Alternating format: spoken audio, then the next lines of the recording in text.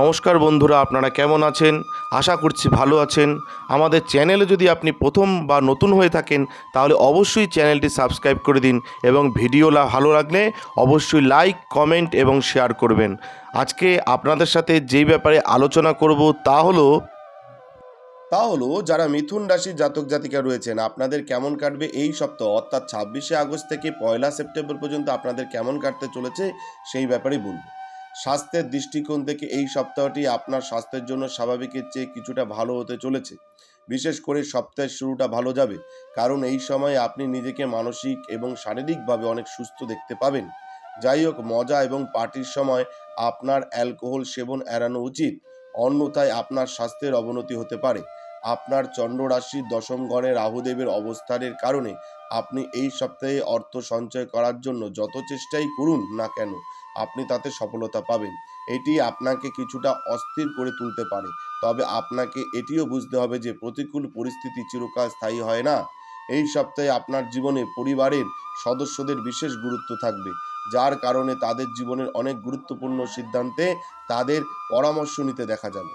আপনাদের মধ্যে কেউ কেউ গহনা বা গৃহস্থালির জিনিসপত্র ক্রয় করতে পারেন। এই সপ্তাহগুলি আপনার প্রেম জীবনের জন্য খুব ভালো যাচ্ছে। চাকরি পেশার সাথে যুক্ত ব্যক্তিদের এই সপ্তাহে কর্মক্ষেত্রে অনেক ধরনের সমস্যার সম্মুখীন হতে পারে, কারণ বৃহস্পতি গ্রহ আপনার রাশির দ্বাদশ ঘরে উপস্থিত থাকবে। এটা সম্ভব যে আপনি ইচ্ছা না করেও কিছু ভুল করতে পারেন, যার কারণে আপনি আপনার সিনিয়রদের দ্বারা তিরস্কার করতে পারেন। এই সপ্তাহে আপনার রাশির বেশিরভাগ শিক্ষার্থী কম পরিশ্রম করার পরেও ভালো নম্বর পেতে সক্ষম হবে। এটি কেবল তার দিনই তৈরি করবেন না, তার পরিবার এই সমাজে তাকে প্রশংসা এবং সাধুবাদও বয়ে আনবে। এতে শুধু শিক্ষার্থীদের মনোবলই বাড়বে না, তারা আগের চেয়ে ভালো করতে পারবে। যারা মিথুন রাশির জাতক জাতিকা রয়েছেন আপনাদের কিন্তু এই সপ্তাহে কর্মক্ষেত্রে কিন্তু কিছু সমস্যার মুখোমুখি হতে পারে, এটা কিন্তু মাথায় রাখবেন। যারা চাকরি পেশার সাথে যুক্ত রয়েছেন তাদের কিন্তু এটা মাথায় রাখতে হবে, কারণ বৃহস্পতি আপনার দ্বাদশ ঘরে উপস্থিত থাকবে।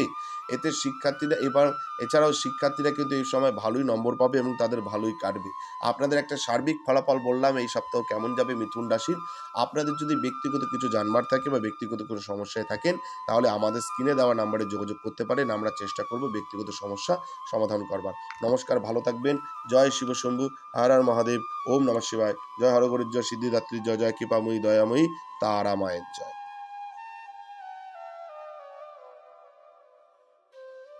আমাদের ভিডিও আপনাদের কেমন লাগছে? আশা করছি ভালো লাগছে। তাহলে অবশ্যই লাইক করুন, কমেন্ট করুন এবং শেয়ার করুন এবং চ্যানেলটি অবশ্যই সাবস্ক্রাইব করে দিন। ভালো থাকবেন, সুস্থ থাকবেন, ধন্যবাদ।